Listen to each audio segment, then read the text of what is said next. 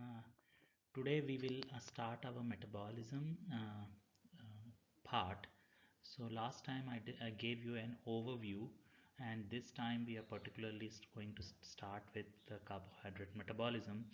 And uh, before going into the details, I would like to give you an overview how these pathways would look like. So in metabolism, you usually find three different types of you know pathways, and these are the first one is the linear pathway, wherein you can see there is a continuous flow like a flow chart. So you have the best example is the 3-phosphoglycerate, which is converting into serine, or glycolysis are the best example we have, wherein from uh, from the substrate A to product B there is enzyme 1, and from product to the second product you have enzyme 2, and for the third product you have enzyme 3. So you have multiple types of intermediates which are generated during this process, and they are linear in fashion, and therefore it is called as linear pathway. The second type is called the cyclic pathway, and the best example is the Krebs cycle or the TCA cycle. Herein you will see the intermediates are generated, but they may get recycled over the time, and this forms a circular shape of pathway, and TCA cycle or the Krebs cycle is the best known example for this. The third is uh, the spiral pathway. As you see the shape, the spiral shape, you can see that the fatty acid synthesis, which means every step there is addition of 2 carbon to the existing chain, and thereby you see elongation of 2 carbons, and therefore there is a spiral fashion, and these are called spiral pathways. So let's get into the metabolism and start discussing what are the different terminologies we encounter during the metabolism. So as the name suggests, intermediary metabolism means we have a metabolite. The first component is we have a metabolite. What is a metabolite? Metabolite is nothing but it is a biological macromolecule or a biological compound. And we will hear about terms such as catabolism and anabolism. So what is catabolism? So catabolisms are the reactions which are generally concerned with something to break down. So herein we see that there will be breakdown of compounds, and thereby generating and storing the energy for the needs of the cell or for the survival of the organism. So whenever because every individual, the life form, has to survive, so they may be having several kinds of biological or the macromolecules, and these need to be broken down in order to generate this energy, and thereby the organism can sustain. So the whole purpose is to make energy in the form of ATP. So catabolism is nothing but something where we break a molecule. Anabolism is nothing but it is concerned with something to make or to synthesize. And so this is where complex compounds are making the you know um, so here we will use the ATP rather than uh, break them to synthesize the ATP. So whenever you construct a house, you require a lot of energy, for example, so you invest your energy to construct something. So anabolism is similar fashion. You are biosynthesizing new complex compounds, so that's why you are trying to invest energy to make these complex compounds. So the general pathways, you will see here that the breakdown of macromolecules to the building blocks are generally hydrolytic in nature. So that means, so you have protein, you have polysaccharides, you have nucleic acids, you have lipids. So what is common among them? All of them are most of these are polymers. All these biological macromolecules are polymers in nature. So what they give rise when you hydrolyze them or break down, they give rise to monomers. Like last time we studied about starch and glycogen, when you break them down, you obtain the glucose moieties, right? So here proteins gives rise to amino acids, polysaccharide gives rise to glucose or other sugars, lipids gives rise to the fatty acids and glycerol, nucleic acid gives rise to the different bases, and sugars, ribose sugar. And so this, there is no usable energy yielded, only building blocks are obtained directly from these monomers. So these are monomers, are nothing but these are the building blocks of these polymers, right? So if you go further, you'll see that the breakdown of these monomers further happens by metabolism, and they will give rise to the simpler intermediates such as pyruvate or acetyl CoA, which can further be utilized, and these molecules, these intermediates, can enter into the Krebs cycle or TCA cycle, and through electron transport, or the oxidative phosphorylation, they can generate ATP, and thereby this process leads to evolution of carbon dioxide. So this is nothing but the oxidative process to produce energy in the form of ATP and NADH. So the breakdown of intermediates to carbon dioxide and electrons is accomplished through this main pathway, which is called central oxidative pathway, and this is nothing but the tricarboxylic acid cycle or Krebs cycle or the citric acid cycle. All means the same. So this cycle leads to production of ATP called electron transport and oxidative phosphorylation. On the other hand, in anabolism, the reversal happens. So you have the monomers, which is for the proteins, it is amino acids. For glucose, it is sugar. For polysaccharides, it is glucose or sugars, and for lipids, it is glycerol and the fatty acids. And for nucleic acids, it is nucleotides, right? So, so the reversal happens. So these monomers combine to form the the the proteins or the polysaccharides, which are constructed, and here the carbon dioxide is not utilized in this case, which was evolved from the breakdown. So here the utilization of critical common components or the intermediates, including the components of TCA cycle, are used to make the building blocks, and making building blocks requires energy. So that means whenever you construct something, you have to invest energy in that, or invest, and synthesis of macromolecules require the energy in the form of ATP, and like I said, the carbon dioxide is not generally reutilized.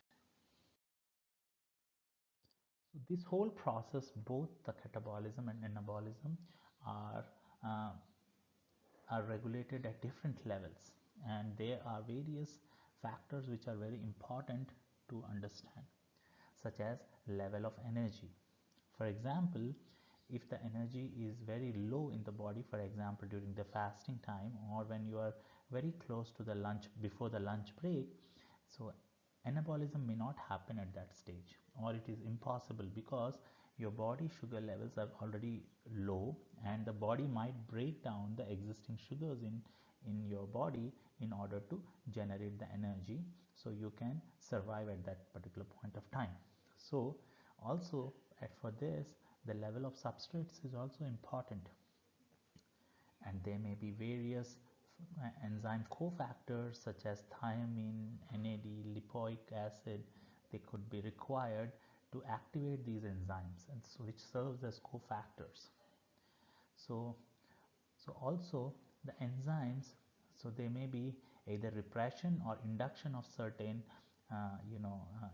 expression of certain enzymes during that period. So you can start your metabolic process, because all these metabolic processes require enzymes at each stage. Second is activity. So the activity may have inactive or less active states, or may have allosteric enzymes that have activators or inhibitors. So for example, you have enough of the product, so the product can cause uh, feedback regulation. So if there is too much product, the product itself will say now it's enough, is enough, so it will stop the whole pathway to happen. So the final product itself inhibits the enzyme, and this could happen through covalent modifications like I said last class. So for addition of phosphate, for example, kinases could be playing a major role. So another step which I spoke last time also was compartmentalization. So some enzymes and substrates are restricted to certain organelles such as mitochondria or endoplasmic reticulum or Golgi apparatus, and these are mm, these make the substrates and enzymes available together in the right place, so that because if the cell is too large, so all these enzymes may get diluted. But if there are specific organelles maintained for this purpose, for example fatty acid degradation only particularly happens in the mitochondrium or TCA cycle. So whereas in the cytoplasm the glycolysis happens. So if there is a large amount of space, the dilution of enzymes can happen, but if there is a restricted membrane bound organelle, so the process can be much faster. So hormonal control is another level of regulation wherein certain cells are targeted by hormones which indirectly regulate the cellular pathway. For example, in case of the carbohydrate metabolism or glucose regulation, you know that insulin plays a major role. So what is this insulin, or what are these hormones? So these are small regulatory molecules which are synthesized somewhere else, and they can be delivered to the target cells, and they can regulate specific types of metabolism. So in case of insulin, we have the pancreas, the beta cells of pancreas, right? So uh, they could specifically regulate the metabolism in all the other cell types of the body, though it is synthesized in the pancreas. So one type of hormones regulate metabolism by affecting the gene expression.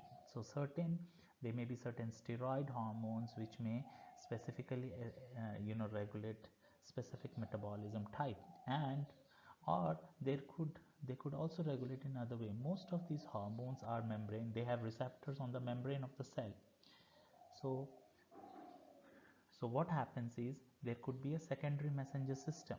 So the hormones, they usually act on the outside surface of the cells, and then they may lead to changes in the internal levels of small molecules such as the cyclic AMP, which may be leading to regulate all the cell metabolism.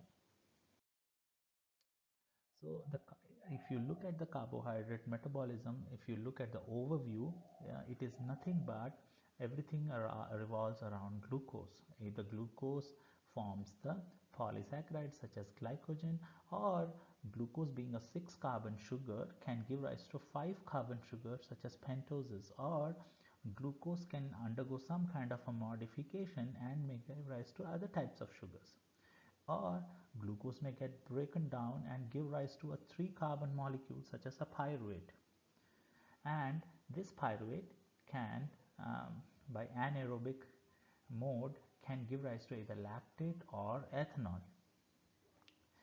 or this pyruvate can uh, can cross the membrane of mitochondria and um, together with acetyl CoA can get participated in TCA cycle and thereby electron transport system, and thereby making a lot of ATPs. So for this whole process we require a lot of enzymes, right? All this metabolism requires enzymes, and particularly each enzyme you must have studied in the previous courses that and these enzymes have specific functions. They may be very particular, so I will just give you an overview. For example, if you look at dehydrogenase does nothing but it oxidizes the substrate using cofactors such as electron acceptors or donors. The best example is pyruvate dehydrogenase. Whereas a reductase adds electrons from some reduced cofactor, and the example is enoyl ACP reductase in fatty acids. Kinase, like I spoke in many cases, so kinase always involved in addition of phosphate, and it is required for phosphorylation of substrates. The best example is hexokinase, as the name suggests. Hex means 6 and kinase means addition of phosphate to a 6 carbon sugar. Hydrolase does nothing but it uses water to cleave a molecule. Phosphatase does opposite to kinase, wherein it hydrolyzes the phosphate esters. For example, in this case glucose 6 phosphatase, where in the 6 carbon sugar glucose, the phosphate is removed from the 6th position, glucose 6 phosphatase. Esterase or the lipase, it hydrolyzes the esters. So like I said, phosphatase hydrolyzes the phosphate. For example, in this case, from glucose 6 phosphatase, which means the 6th phosphate, the 6th carbon of glucose, which comprise of this phosphate group, this enzyme phosphatase can successfully remove it. Whereas esterase, it hydrolyzes esters, so that can act upon the lipid esters, or so such examples are lipoprotein lipase. So the thioesterase, they, like the name suggests, it particularly act on thioester. So in enzyme classification, you have to pay attention to the name of the enzyme class. So thereby it has a given function. So thiolase, it uses thiol to assist forming the thioesters. For example, beta ketothiolase and isomerase, for example. So like we said, the glucose and the fructose, so they both are isomers, right? So one has the keto group and other has the aldehyde group. So similarly, there may be interconversion of isomers, such as from aldose to ketose group. So the one of the examples which we will cover is triose phosphate isomerase. Triose means 3 carbon and phosphate means the phosphate at the 3rd carbon in a 3 carbon sugar. Mutase means shifting the groups from one part of the molecule to other part of the molecule. For example, the best example is here glucose 6 phosphate, for example. So the phosphate can be shifted, or it can be shifted from the 6th position to glucose 1 phosphate, which is the first position of glucose, right? The first carbon of glucose. So this is called mutase. So the best example is phosphoglucomutase, wherein from the 6th carbon of the glucose, it gets transferred to the first carbon of glucose. Carboxylase, so it adds the carboxyl group. The best example is pyruvate carboxylase. Decarboxylase removes the carboxylase group, and that is also pyruvate decarboxylase. So oxidases uses oxygen as the electron acceptor. So this is in gist about the classification, and in metabolism these enzymes might play a very important role, and thereby understanding these enzyme roles are key to understand the metabolism.